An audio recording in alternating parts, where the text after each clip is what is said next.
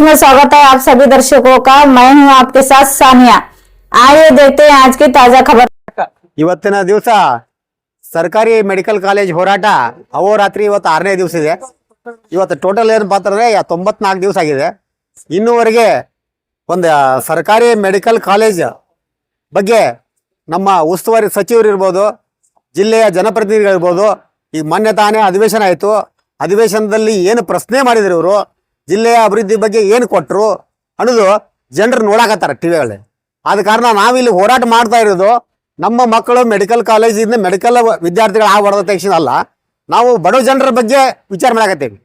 ಬಡ ಜನರ ಮಕ್ಕಳು ಒಂದು ಡಾಕ್ಟರ್ಗಳಾಗಬೇಕು, ಒಂದು ಏನೇನು ಆಗ್ಬೇಕಂತ ಕನ್ಸ್ಕೊಂಡಿರ್ತಾರೆ।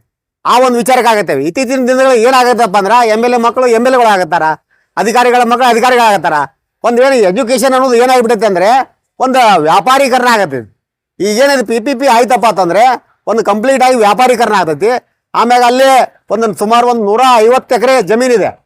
ಈ ಜಮೀನು ಇದ್ರ ಸಕ್ಕೆ ನಮ್ಮ ಸರ್ಕಾರಿ ಮೆಡಿಕಲ್ ಕಾಲೇಜ್ ಮಾಡಕ್ಕೆ ಇಲ್ಲಿ ಜಿಲ್ಲಾ ಉಸ್ತುವಾರಿ ಸಚಿವರು ಹಿಂದೆ ಹಾಕಕತ್ತಾರಂತಂದ್ರೆ ಇದ್ರ ಹಿಂದೆ ಒಂದು ಕುತಂತ್ರ ಇದೆ ಅಂತ ನಾ ಹೇಳ್ತೀನಿ ನಿಮ್ಗೆ ಹೇಳ್ಬೇಕಂದ್ರೆ।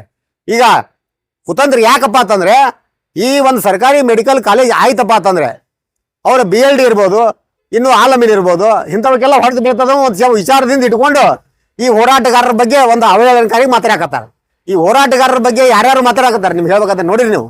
ಈಗ ನಗರ ಶಾಸಕರು ಮಾತಾಡಿದ್ರು ಹೋರಾಟಗಾರರ ಬಗ್ಗೆ, ಆಮ್ಯಾಗ ಎಲ್ಲೆಲ್ಲೇ ಕರ್ಕೊಂಡು ನೀವೇ ಕರ್ಕೊಂಡು ಹೋಗ್ಬಿಟ್ರೆ ಅಲ್ಲಿ ಸಕ್ಸಸ್ ಆಗಲಿಲ್ಲ। ಆದ ಕಾರಣ ನಾವು ಹೇಳೋದು ಇಷ್ಟೇ, ನಿಮ್ಮ ಸರ್ಕಾರಕ್ಕೆ ಏನಿದೆ ವಿಚಾರ ಇದೆ ಆ ವಿಚಾರ ಹೇಳ್ರಿ, ಏನು ಮಾಡಬೇಕು ಏನಿಲ್ಲ ಅನ್ನೋದು ಹೇಳ್ರಿ, ನಮಗೆ ಅನುಕೂಲ ಏನಾಗ್ತೈತಿ ಏನಿಲ್ಲ ಅನ್ನೋದು। ಈ ಜನರಿಗೆ ಏನಾಗತ್ತಪ್ಪ ಅಂತಂದ್ರೆ ಒಂದು ನಾವು ಮೆಡಿಕಲ್ ಕಾಲೇಜ್ ಬಗ್ಗೆ ಅಂತಂದ್ರೆ ಮೆಡಿಕಲ್ ಸೀಟ್ ಬಗ್ಗೆ ಅಟ್ಟ ವಿಚಾರ ಮಾಡಕತ್ತಾರೆ ಜನಪ್ರತಿನಿಧಿಗಳು।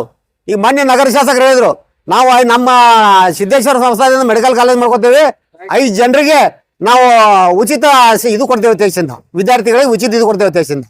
ಅಲ್ಲಪ್ಪ ನಾನು ಹೇಳೋದು ಇಷ್ಟೇ, ಈ ಸರ್ಕಾರಿ ಮೆಡಿಕಲ್ ಕಾಲೇಜ್ ಆಯ್ತಪ್ಪ ಅಂತಂದ್ರೆ ಎಷ್ಟು ಸೀಟ್ ಇರ್ತಾವ ಒಟ್ಟು ಗೌರ್ಮೆಂಟ್ ಬರ್ತಾವ, ಅದ್ರ ಬಗ್ಗೆ ಯಾಕೆ ಇವರು ಮೀನಾಮೇಷ ಮಾಡಕತ್ತಾರ ಜನಪ್ರತಿನಿಧಿಗಳು? ಈಗ ಒಂದು ಉದಾಹರಣೆ ಹೇಳ್ತೀನಿ ನಿಮ್ಗೆ।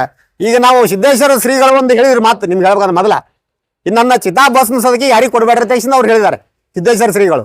ಈ ಸಿದ್ದೇಶ್ವರ ಶ್ರೀಗಳ ಪಾಲನೆ ಮಾಡದಕ್ಕ 3 ಜನ ಪಾಟೀಲ್ರದಾರ, ಆ 3 ಜನ ಪಾಟೀಲ್ರಿಗೆ ಹೇಳಿದಾರೆ ಅವರು ಈ ಬಿಜಾಪುರಕ್ಕೆ ಏನಾಗಬೇಕಾಯ್ತಪ್ಪ। ನನ್ನ ಹೇಳೋದು ಇಷ್ಟೇ, ಶ್ರೀಗಳು ಒಂದು ಮೊದಲೇ ಈ ಕೆಲಸ ಮಾಡಿದ್ರಪ್ಪ ಅಂತಂದ್ರೆ ಜಿಲ್ಲೆಯ ಜನತೆಗೆ ಒಂದು ವಿದ್ಯಾಭ್ಯಾಸದ ಬಗ್ಗೆ ಒಂದು ಭಾರಿ ನಮಗೆ ಅನುಕೂಲ ಆಗ್ತಿತ್ತು।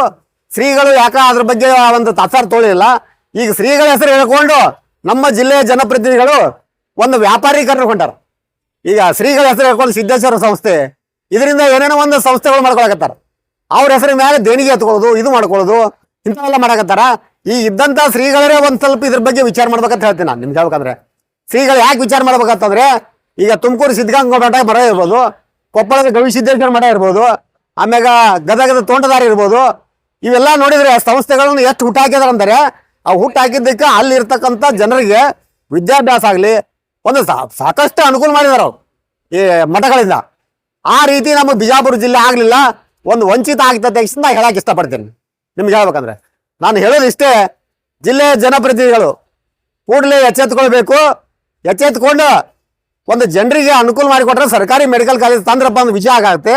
ನಾನು ರೈತ ಭಾರತ ಪಕ್ಷದಿಂದ ನಾನು ಕಾನೂನು ಹೋರಾಟ ಮುಖಾಂತರ ಒಂದು ಹೋರಾಟ ಮಾಡ್ಬೇಕಂತ ಈಗ ನಾವು ವಿಚಾರ ಮಾಡಕತ್ತೀನಿ ನಿಮ್ಗೆ ಹೇಳ್ಬೇಕಂದ್ರೆ। ಯಾಕಂದ್ರೆ ಈ ಹೋರಾಟಗಳು ನಡೆಯಲು ಯಾರ್ಯಾರು ಏನೇನೋ ಮಾತಾಡಕತ್ತಾರ, ನಾನು ಒಬ್ಬ ರೈತ ಭಾರತ ಪಕ್ಷ ಆಗಿ ರಾಜ್ಯಾಧ್ಯಕ್ಷ ಆಗಿ ಇಷ್ಟೆಲ್ಲ ಜನರ ಸಲುವಾಗಿ ನಾನೇನಪ್ಪ ಅಂದ್ರೆ ಕಾನೂನು ಹೋರಾಟಕ್ಕೆ ಒಂದು ಮುಂಚೂಣಿಯಾಗಿ ಹೋಗ್ಬೇಕಂತ ವಿಚಾರ ಮಾಡಕತ್ತೀನಿ ನಿಮ್ಗೆ। ಮಲ್ಲಿಕಾರ್ಜುನ್ ಕೆಂಗನಾಳ ಅಧ್ಯಕ್ಷದ ರೈತ ಭಾರತ ಪಕ್ಷ ರಾಜ್ಯಾಧ್ಯಕ್ಷ।